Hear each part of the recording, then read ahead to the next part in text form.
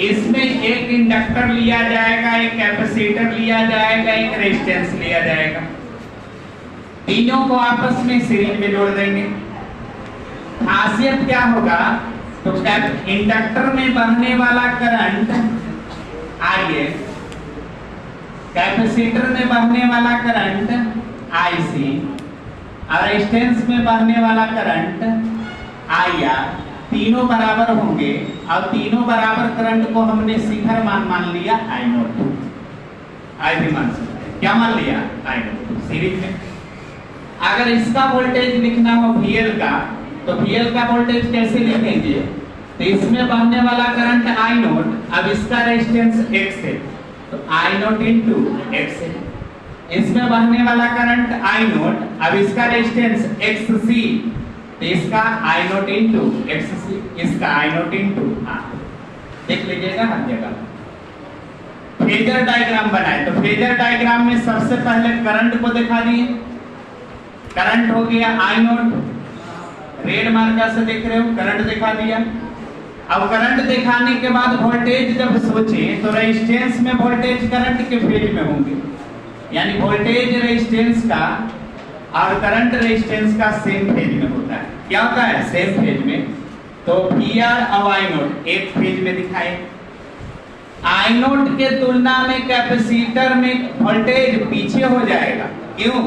क्योंकि कैपेसिटर में करंट आगे होता है, तो कैपेसिटर में वोल्टेज किधर दिखाना होगा? पीछे। इंडक्टर में करंट पीछे होता है, तो वोल्टेज को कहां दिखाएंगे? आगे। यानी इंडक्टर में वोल्टेज दिखा दिया आगे, और रिजल्टेंट दिखा दिया कितना? E0। यही रिजल्टेंट तीन टुकड़े में बटा। तो इनका जो रिजल्टेंट होगा, वो रिजल्टेंट कितना होगा? E0। अच्छा, E0 का जो मान निकलेगा वह वेक्टर रूल से कैसे निकलेगा? तो x कंपोनेंट का स्क्वायर जोड़ y कंपोनेंट का स्क्वायर। तो x कंपोनेंट में कौन है? केवल VR है। कौन है? VR है।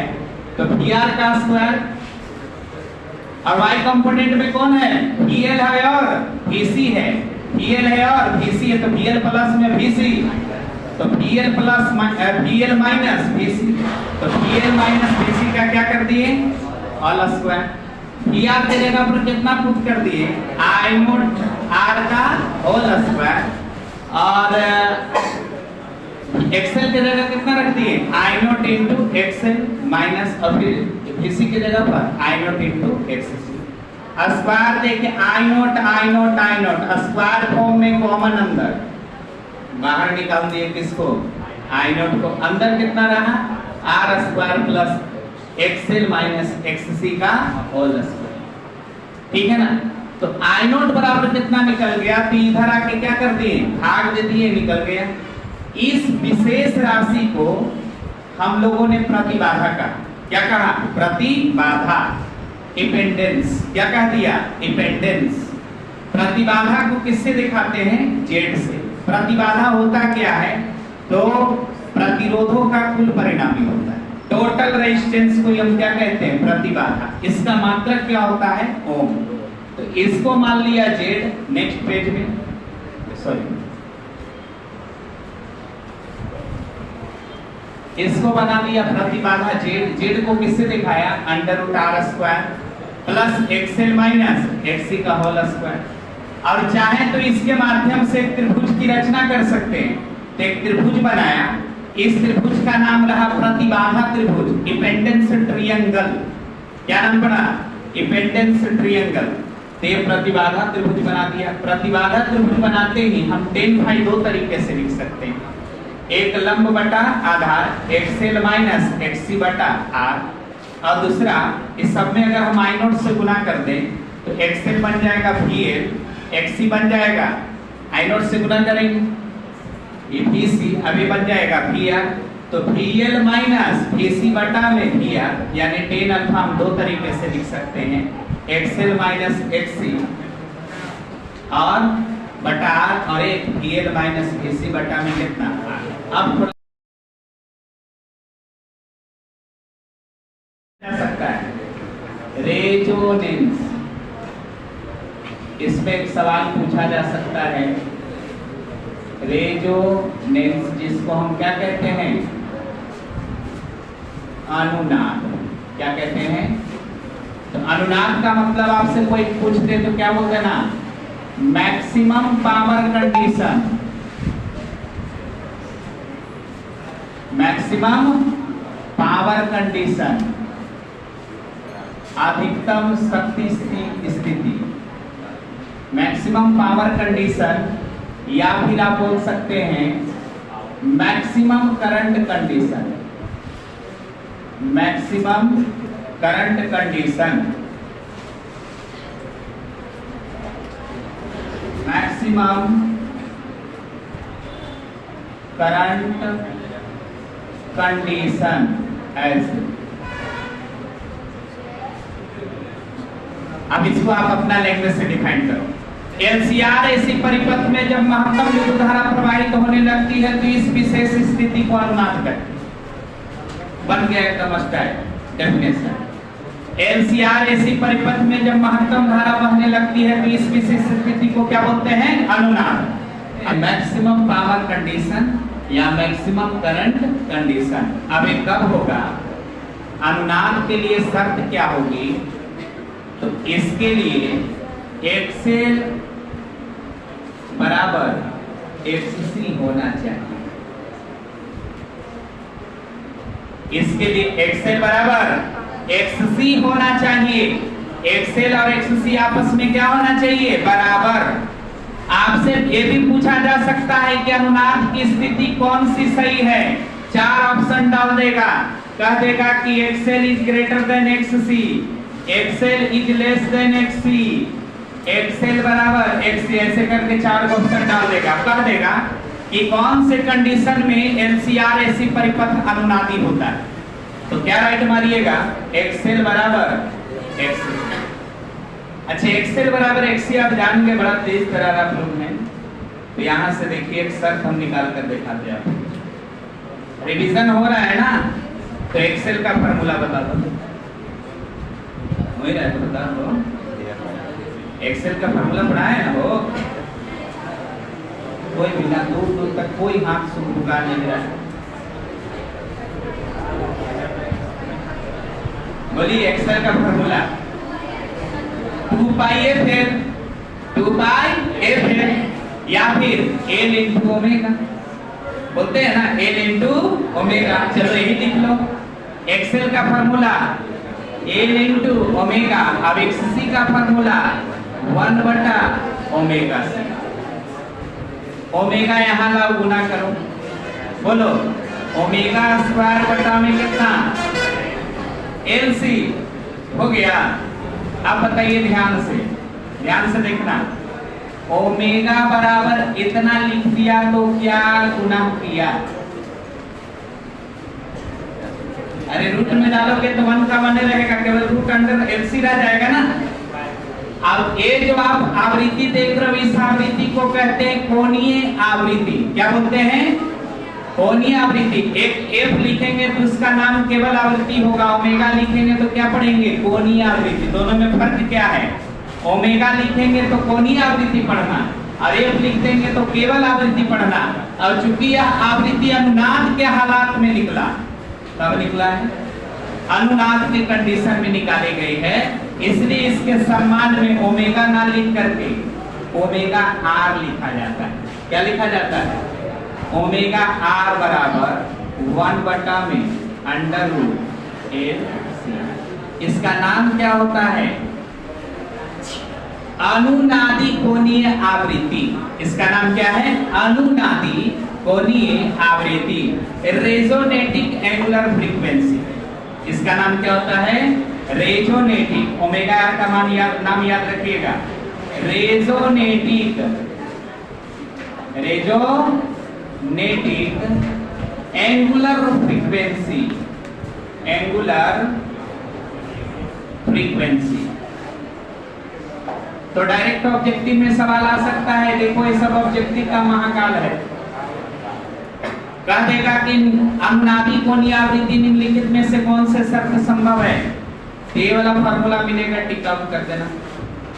अनुनाद कराने के लिए एल और सी इंपॉर्टेंट है, ठीक है ना? तो अनुनाद का शर्त क्या है? ए है शर्त। शर्त बोले तो कंडीशन, माने अनुनाद कब होता है एलसीआर सर्किट में? तो अनुनाद एलसीआर सर्किट में तब होता है जब एक्सएल बराबर एक्ससी होता है। एक्सएल बराबर एक्ससी होता है। अब यहां से एक आवृत्ति निकल कर आती है जिसको हम लोग कहते हैं अनुनादी कोणीय आवृत्ति। अच्छा, आवृत्ति निकालना हो तो यहाँ ओमेगा ना लिख करके एल का एक और संबंध है, एक्सएल का एक और संबंध है, एक्ससी का एक और संबंध है। कौन? फ्रीक्वेंसी वाला।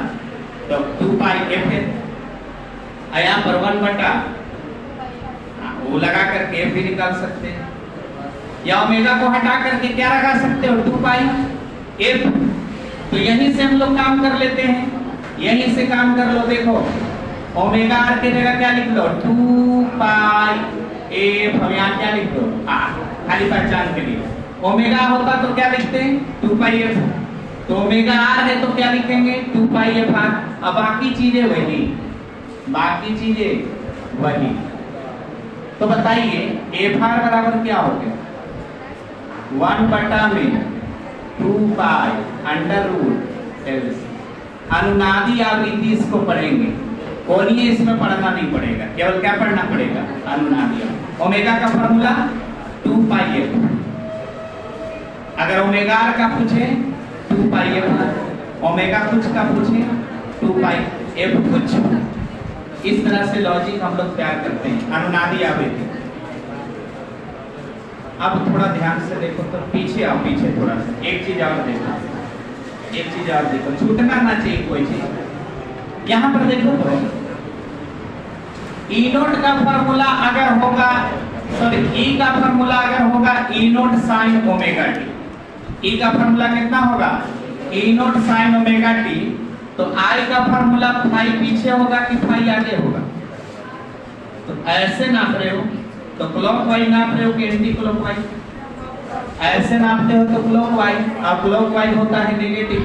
क्लॉकवाइज क्या होता है? नेगेटिव। तो यहाँ से आप ई का फॉर्मूला अगर लिख पाओगे E note sine omega t, तो आई का फॉर्मूला क्या लिखोगे? I note sine omega t minus phi, minus phi. Phi angle है ना? हाँ, तो यहाँ पर करंट भी याद रखिएगा, वहीं पर लिख देते हैं। यहाँ पर जगह है तुम लोग के पास? हाँ, तो लिख लीजिएगा ई का फॉर्मूला। बोलिए E note sine omega t. I का फॉर्मूला बोलो, I note sine omega t minus phi. ये भी आपको याद रखना है। एलसीआर एसी सर्किट में ई का formula E note sine omega t, I का formula I note sine omega t minus phi.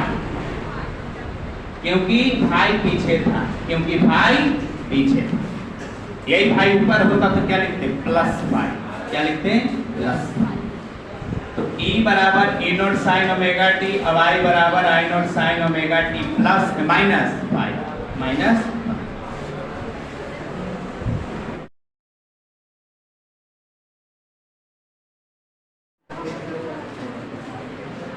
Quality factor या क्यू फैक्टर पूछा जाएगा कि क्वालिटी फैक्टर या क्यू फैक्टर क्या होता है।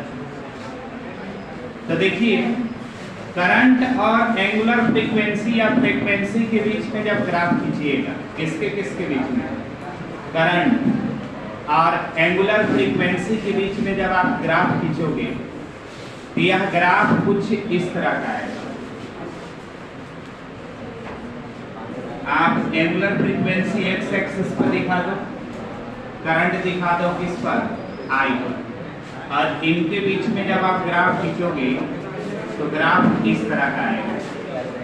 ग्राफ कैसा आएगा? इस तरह का। आप ध्यान से देखिए, ग्राफ इस तरह का आएगा।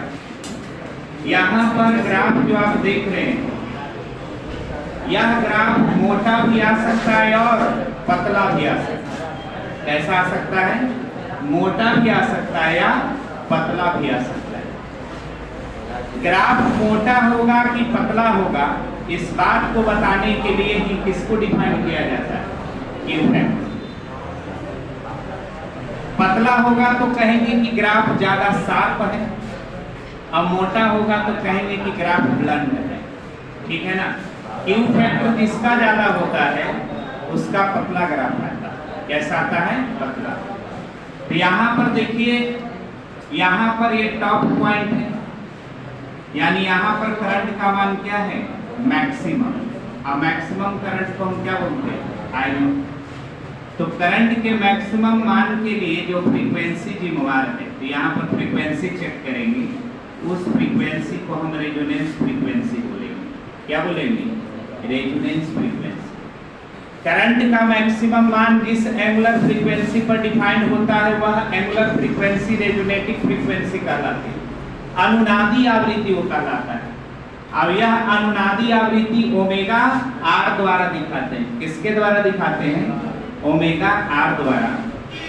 तो यही है ओमेगा आर, जिसको हम लोग अनुनादी कोणीय आवृत्ति कहते हैं। इसको हम क्या बोलते हैं? अनुनादी कोणीय आवृत्ति। क्यू फैक्टर क्या करता है? तो क्यू फैक्टर इस ग्राफ की शार्पनेस को डिफाइन करता है। किसको डिफाइन करता है? हाँ, तो क्यू फैक्टर के बारे में आपको बताना है कि व्हाट इज क्यू फैक्टर। तो क्यू फैक्टर डिफाइंड करता है, Q factor defined sharpness of graph, sharpness of graph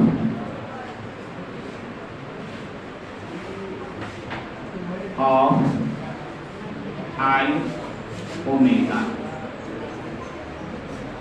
I omega के ग्राफ यानी करंट और कोणीय फ्रीक्वेंसी के बीच में खींचे गए ग्राफ की शार्पनेस को बताने के लिए हम लोग किसको डिफाइन करते हैं? क्यू फैक्टर को डिफाइन करते हैं। और क्यू फैक्टर किसके बराबर होता है? तो ये भी याद रखना है, क्यू फैक्टर जो आएगा, ये क्यू फैक्टर आएगा ओमेगा आर अब इनटू ए और बटा में आर। क्यू फैक्टर किसके बराबर आता है? ओमेगा आर इनटू एल और बटा में आर के बराबर आता है। एल आप जान रहे हैं। अब इसको थोड़ा ध्यान से समझना। हमने एक्सेल का फॉर्मूला क्या पढ़ाया था? ओमेगा इनटू एल पढ़ाया था। लेकिन जब अनुनादी आवृत्ति की बात होगी तो अनुनादी आवृत्ति में ओमेगा की जगह क्या लिख देंगे? ओमेगा। यानी यह क्या है? ओमेगा आर इंटू एल क्या है? तो इंडक्टर की प्रतिबाधा है अनुनाद की स्थिति में। किस स्थिति में? अब आर क्या है? प्रतिरोध है। आर क्या है? प्रतिरोध है। तो इंडक्टर की प्रतिबाधा है, लेकिन कौन से कंडीशन में प्रतिबाधा है? अनुनाद की स्थिति में प्रतिबाधा। इस कंडीशन में है अनुनाद। जब ओमेगा आर लिखा है तो समझ जाइए कि अनुनाद की स्थिति में लिखा है। अब आर हटा देंगे तो केवल क्या पढ़ेंगे? प्रेरित्र की प्रतिबाधा या इंडक्टर की प्रतिबाधा। अब आर लगा देंगे तो क्या पढ़ेंगे? अनुनाद की स्थिति में। किसकी स्थिति में? अनुनाद की स्थिति में इंडक्टर का प्रतिबाधा। तो अनुनाद की स्थिति में इंडक्टर के प्रतिबाधा और प्रतिरोध के अनुपात किसके रूप में डिफाइन किए जाते हैं? क्यू फैक्टर के रूप में डिफाइन किया जाता है। किसके रूप में डिफाइन किया जाता है?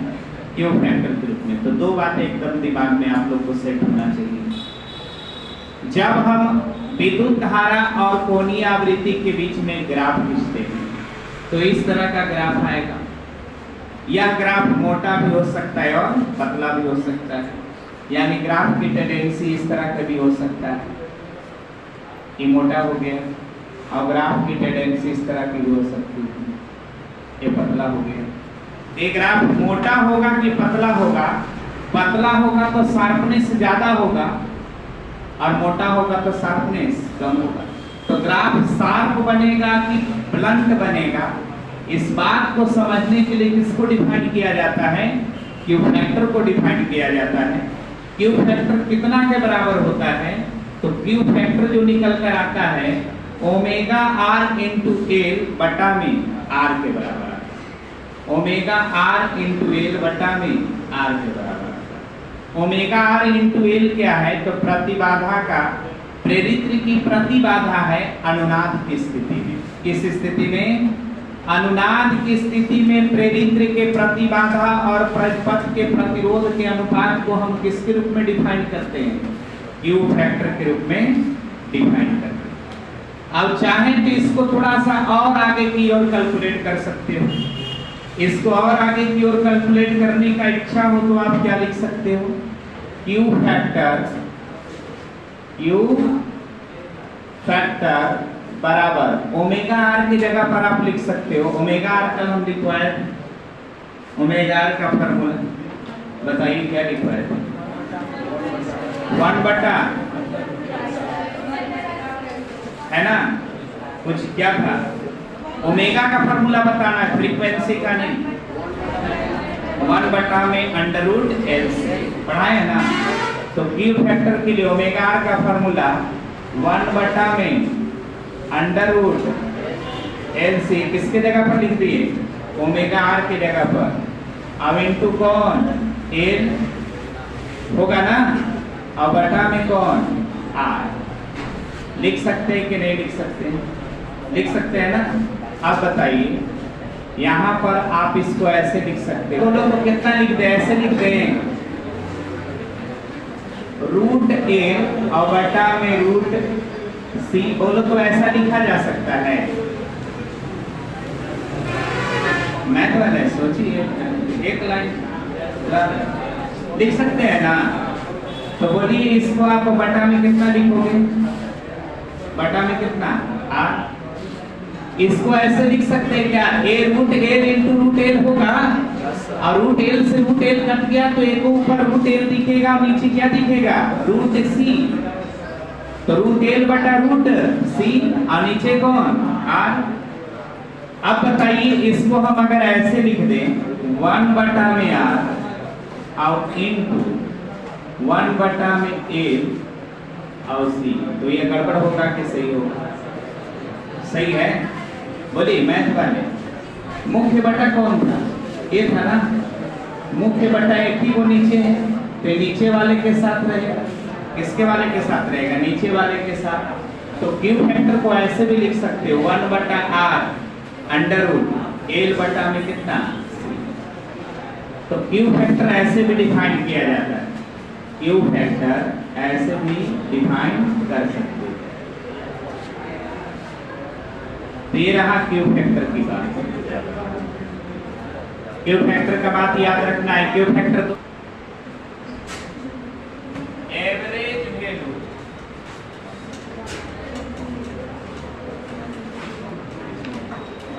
Of alternating current, alternating current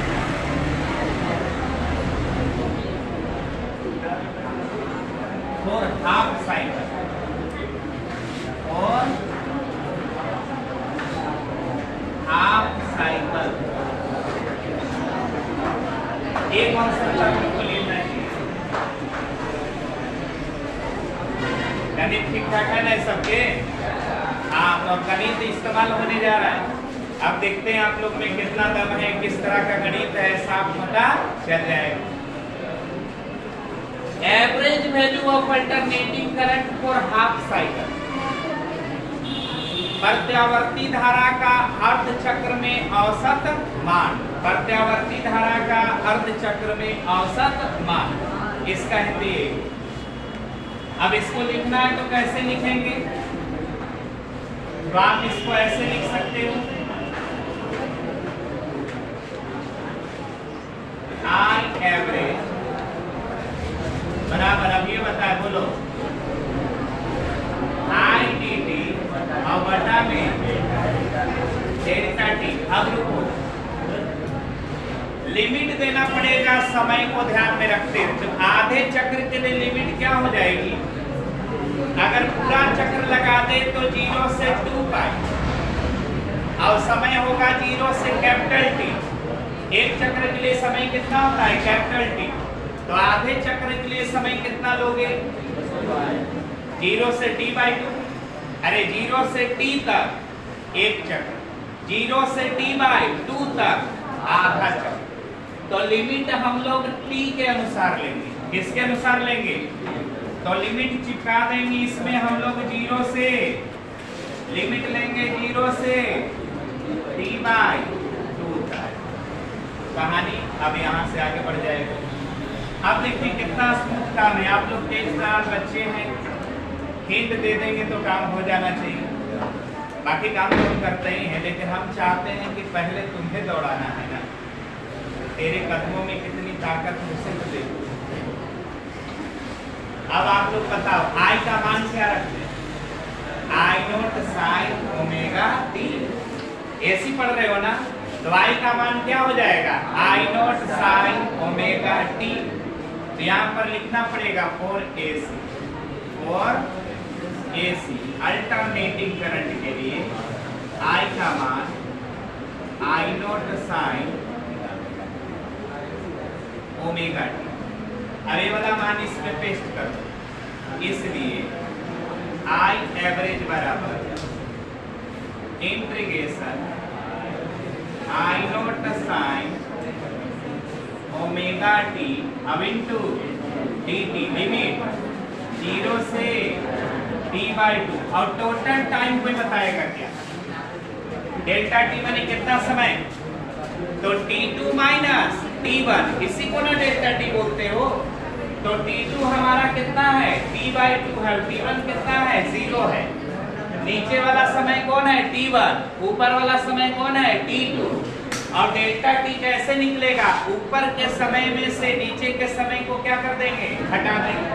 तो बताइए t/2 में से 0 घटाओगे क्या आएगा? t/2। तो नीचे पेस्ट कर देंगे कितना? t/2, यानी डेल्टा t के स्थान पर t/2। I0 पीक वैल्यू है, पीक वैल्यू कांस्टेंट होती है, इसको बाहर निकालना चाहिए। तो I0 बाहर निकलेगा, t/2 बाहर रहेगा, ये 2 नीचे से ऊपर चला जाएगा। तो कितना हो जाएगा? दृश्य क्या होगा बताइए, बोलिए क्या होगा? I एवरेज बराबर कितना लिखना औचित्य होगा? I0 और 2 ऊपर चला गया तो 2I0 कितना? 2I0 और बटा में कितना? Capital T।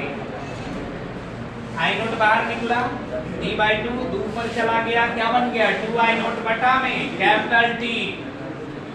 एक ब्रैकेट लगाएंगे, इंटीग्रेशन लगाएंगे sin ओमेगा t और dt, लिमिट लगाएंगे 0 से। अच्छा, ब्रैकेट इसलिए लगा दिया गया ताकि आपका ध्यान रहे केंद्रित की ब्रैकेट के अंदर काम करने वाले। ब्रैकेट का काम पहले करते हैं, इसलिए ब्रैकेट लगा करके हम इशारा कर रहे हैं कि अब काम कहाँ होने जा रहा है? ब्रैकेट के अंदर होने जा रहा है। अब ब्रैकेट के अंदर एक छोटा सा काम मिला है हम लोग को, इंटीग्रेट करने का।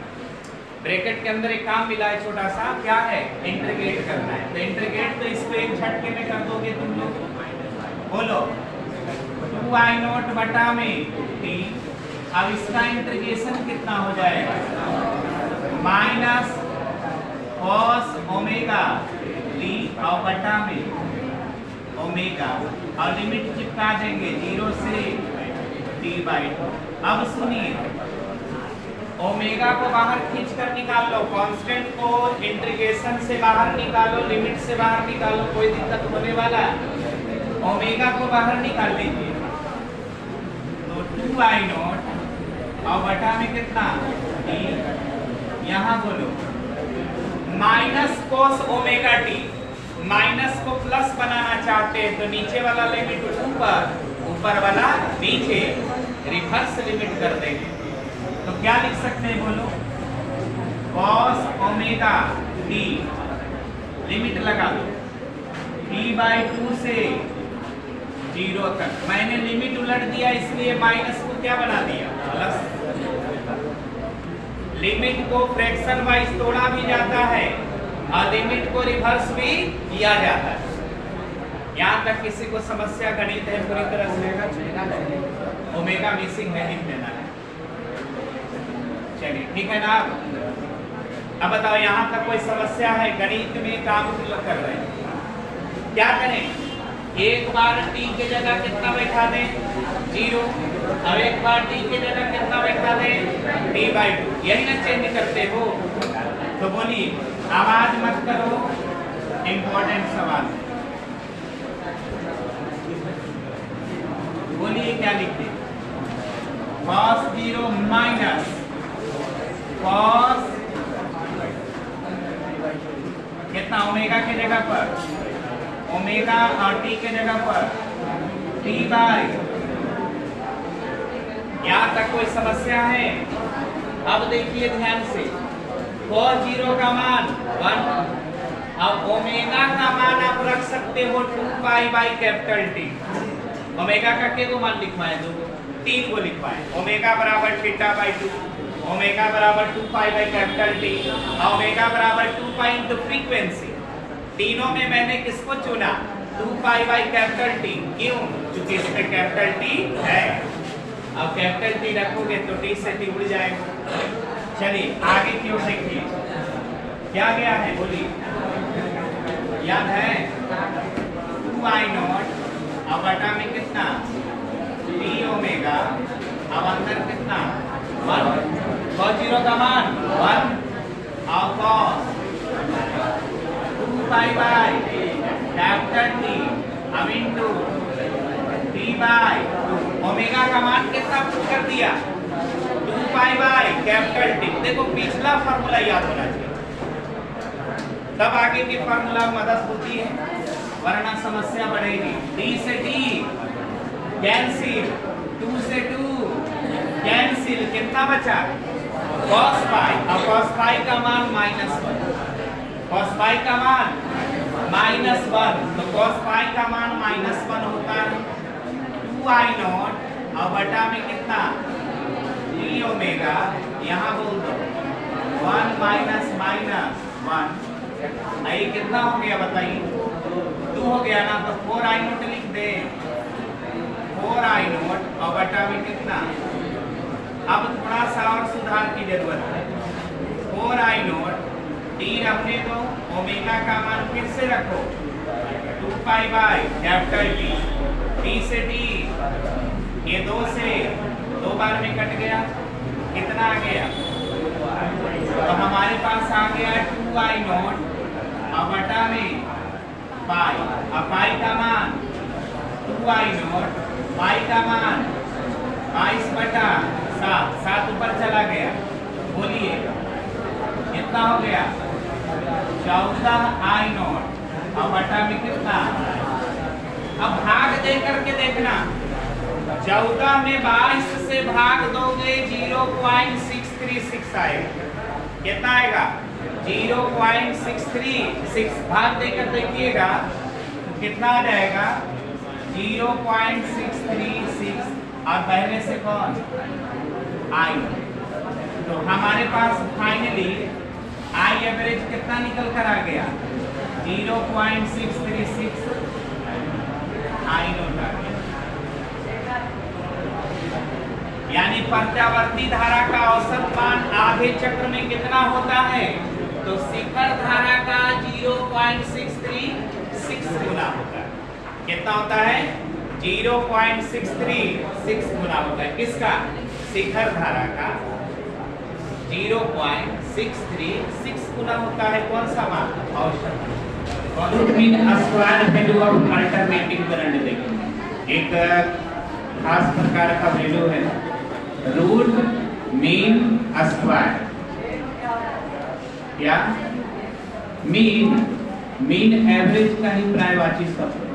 एवरेज जो निकालते हो ना, उसी को हम लोग मीन करते हैं, माध्य करते हैं।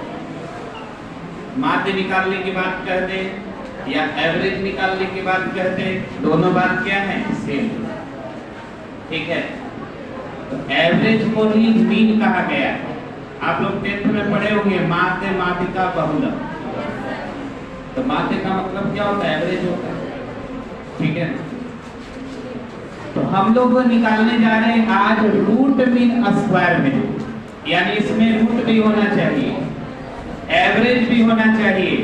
अब एवरेज होना चाहिए स्क्वायर का। किसका होना चाहिए? स्क्वायर का। तो कल एवरेज निकालने के लिए टेक्निक सीखे थे कि किसी का एवरेज निकालना हो तो कुछ का एवरेज निकालना है, हमें कुछ का एवरेज निकालना है तो हम ऐसे लिखेंगे कि कुछ dt और बटा में डेल्टा टी, बताए थे ना कल। लेकिन अगर कुछ स्क्वायर का एवरेज निकालना है, यानी स्क्वायर मीन निकालना है, तो कुछ का क्या कर देंगे, स्क्वायर हो गया, अब फिर इसको कर देंगे रूट, क्या कर देंगे, रूट। तो इसमें तीनों काम हो गया, स्क्वायर, एवरेज और रूट तीनों आ गए। तो ऐसा ही काम हम लोग आज करने जा रहे हैं। धारा का स्क्वायर करेंगे, फिर उसका औसत निकालेंगे, फिर उसका निकाल देंगे वर्गमूल, हो जाएगा RMS मान, RMS मान। इसको शॉर्ट में क्या बोलते हैं, RMS, रूट मीन स्क्वायर। क्या बोलते हैं, रूट मीन स्क्वायर। कल इस पर हम लोग बात कर लिए थे। तो देखिए, इसको हिंदी में बोलते हैं वर्ग माध्य मूल मान। सवाल तुमसे पूछा जाएगा कि प्रत्यावर्ती धारा के एक चक्र के लिए वर्ग माध्य मूल मान की गणना करें, ऐसा सवाल आ जाएगा लैंग्वेज लेते हुए। तो आपको काम कैसे करना है, काम आपको इस तरह से करना है, एकदम ऐसे लिखना, बाय डेफिनेशन, डेफिनेशन से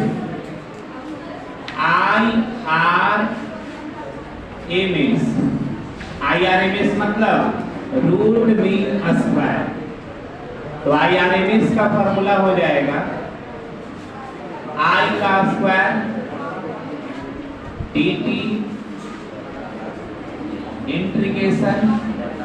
अच्छा, लिमिट कहां से कहां तक, एक चक्कर दिया है, कितना चक्र दिया है, एक चक्र। तो एक चक्र के लिए लिमिट क्या रखना चाहिए, 0 से t तक, 0 से t तक। आधा चक्र होता तो क्या रखते हैं, 0 से t/2 तक। तो एक चक्र के लिए क्या रखना होगा, 0 से t तक, और बटा में कौन, डेल्टा t। अब फिर इसको क्या कर देना होगा, रूट के अंदर इंक्लूड कर देना होगा।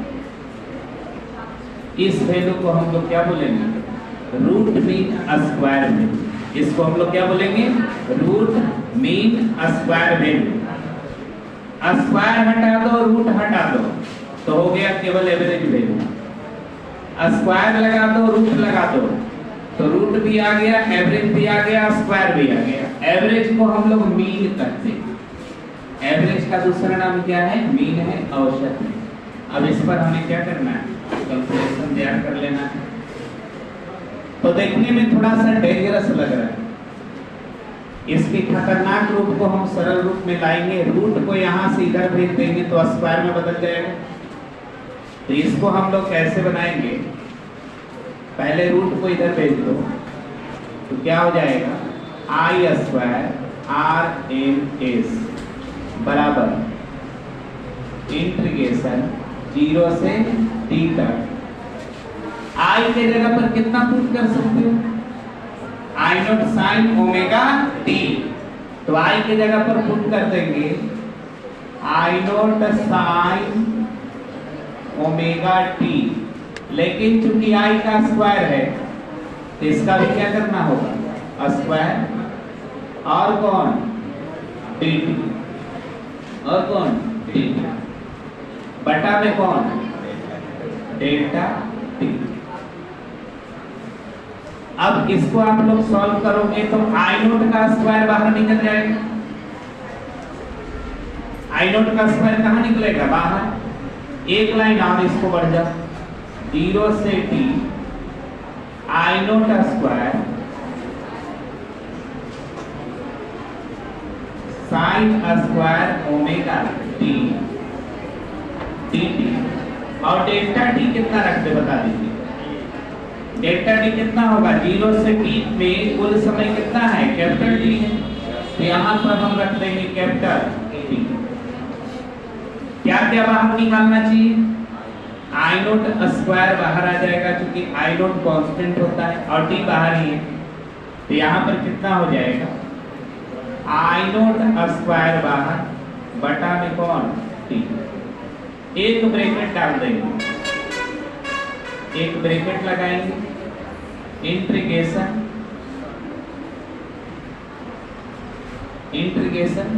कौन बचा,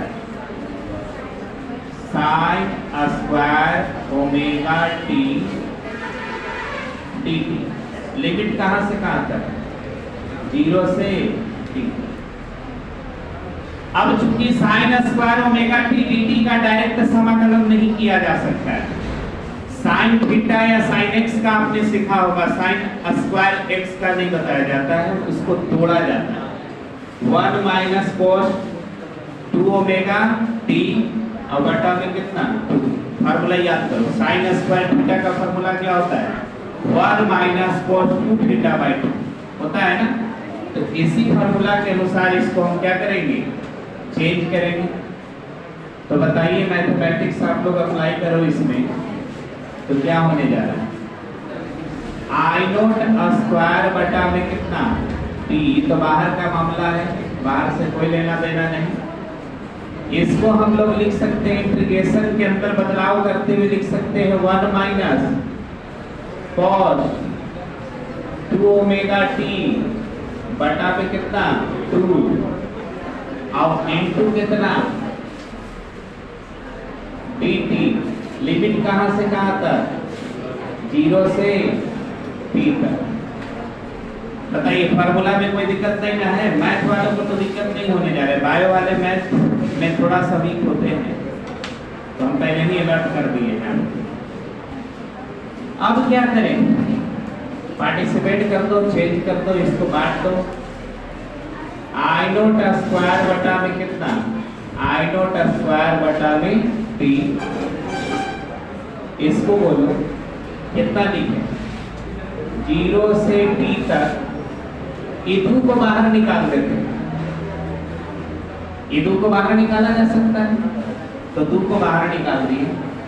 यहां बचा 1 dt यानी dt, क्या बचा dt और माइनस इंटीग्रेशन 0 से t तक और कौन cos 2 ओमेगा t और फिर कौन t। बोलिए इंटीग्रेशन में कोई समस्या है तो बताइए, एकदम हल्का इंटीग्रेशन जो भी संभावित है वो हम अपने स्तर से कोशिश करेंगे हल्का से हल्का बनाने का। अब इंटीग्रेशन एकदम 0 होगा तो मैं कुछ नहीं कर सकता। इसका समाकलन आप डायरेक्ट बताइए, capital T, direct capital T, चूंकि dt का t होगा लेकिन t रखाएगा कैपिटल T, फिर रखाएगा 0, कैपिटल T में से 0 घटेगा तो क्या बचेगा कैपिटल T। तो डायरेक्ट इसका वैल्यू हम कैपिटल T पुट कर दें ऊपर वाला। याद रखिए इंटीग्रेशन dx है और 0 से मान लो कि 5 तक वैल्यू है, तो इसका डायरेक्ट वैल्यू कितना लिख देना है 5, ऊपर वाला वैल्यू को केवल पुट कर देना, ठीक है। तो कौन सा वैल्यू रखिए, इसका वैल्यू कितना हो जाएगा, आई नोट स्क्वायर बटा में 2t और यहाँ पर कैपिटल T। इसका समाकलन बता दीजिए, cos का क्या होता है साइन, तो साइन हो जाएगा, cos का क्या हो जाएगा साइन, साइन 2 ओमेगा t और डिवाइड किससे हो जाएगा, किससे 2 ओमेगा से। अरे t में किससे मल्टीप्लाई है 2 ओमेगा से है, तो 2 ओमेगा से क्या पड़ जाएगा भाग, और चूंकि यह लिमिट वाला है तो लिमिट चिपका दो, कहां से कहां तक 0 से t तक। अब बताइए क्या होने जा रहा है, आई नोट स्क्वायर बटा में कितना 2t, t माइनस कितना t माइनस क्या करें बोलिए, एक बार कैपिटल T की जगह स्मॉल t की जगह कैपिटल T पुट करेंगे, अब एक बार स्मॉल t की जगह पर 0 पुट करेंगे, है ना। एक बार आपको स्मॉल t को कैपिटल T में रिप्लेस करना है, अब एक बार स्मॉल t को जीरो में रिप्लेस करना है। तो बताइए क्या होने जा रहा है? साइन 2 ओमेगा कैपिटल टी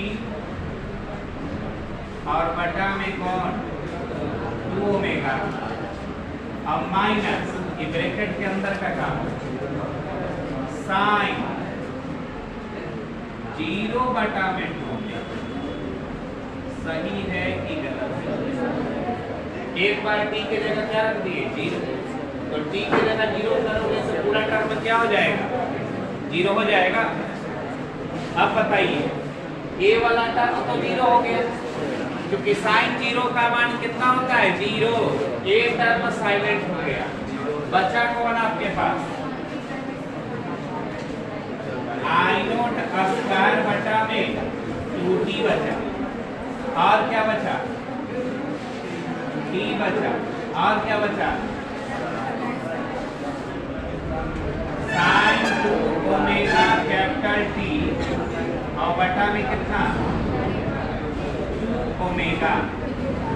इतना पॉइंट बच रहा है।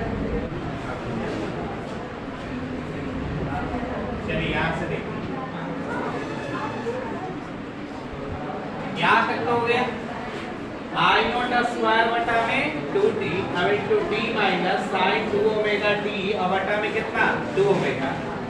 इसके आगे बढ़िए तो इसके आगे क्या हो जाएगा आई नोट स्क्वायर बटा में 2t अब इनटू कितना t माइनस इसको क्या लिखना देख कर बताओ साइन 2 ओमेगा की जगह कितना रखते हैं 2 पाई बाय कैपिटल टी अब इनटू कितना t और बटा में कितना 2 ओमेगा। अब बताइए t से t कैंसिल क्या ऊपर बच रहा है साइन 4 पाई कितना हो जाएगा साइन n पाई का मान 0 होता है साइन n पाई का मान 0 होता है तो साइन 4 पाई का भी मान कितना हो जाएगा जी यानी ए भी टर्म खत्म हो गया। तो कितना बच गया यहाँ पर बता दीजिए आपके पास कितना बच गया आई नोट स्क्वायर बटा में और क्या बचा t और यहाँ पर बताइए कि साइन 4 पाई कितना के बराबर 0 के बराबर। साइन 4 पाई किसके बराबर 0 के बराबर, इसलिए उस टर्म को खत्म कर दिया जाए। 0 होगा तो 0 में डिवाइड करोगे तो 0 हो जाएगा, डील कर जाएगा वो चीज। अब क्या बचा t से t कैंसिल हो गया तो क्या बचा आई नॉट स्क्वायर और बटा में यानी फाइनली आपके पास जो आपके पास निकला वो आई स्क्वायर। देखो शुरू से देखो इसको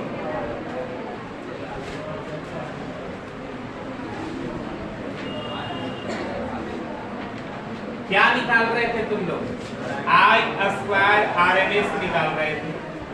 अब आई स्क्वायर आरएमएस निकालते हुए आपका रिजल्ट क्या निकल कर आ गया आई नॉट स्क्वायर बटा में 2 के बराबर। यहां से आप लिख सकते हो कि आई स्क्वायर आर एम एस जो आया है कितना आया है आई नॉट स्क्वायर बटा में 2 आया। तो बताइए आई आर एम एस कितना आएगा यह रूट में आ जाएगा कितना के बराबर आई नोट स्क्वायर बटा में 2 के बराबर। इसे सॉल्व करने के बाद कितना आएगा आई नोट बटा में